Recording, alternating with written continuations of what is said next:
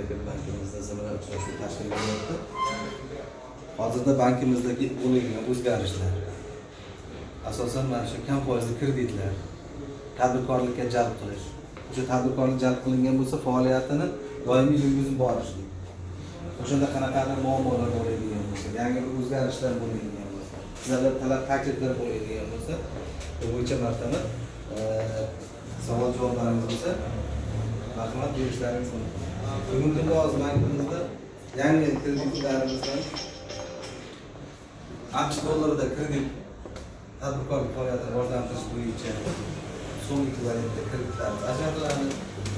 Tadbirkorlik faoliyatini rivojlantirib borishlik, maqsadini tekshirmaslik, o'sha aynan bir tadbirkorlikni rivojlantirish yo'lida o'shanaqa qilinadigan ishlar bo'lsa, g'oyalar, biznes rejalar bo'ladigan bo'lsa, o'shalar bo'yicha 1 million dollargacha, undan ziyod mablag'gacha oborotga qarab, garov ta'minotiga qarab ajratishimiz mumkin. Biznes bo'yicha kreditlarimiz bor. Biznesga birinchi qadam degan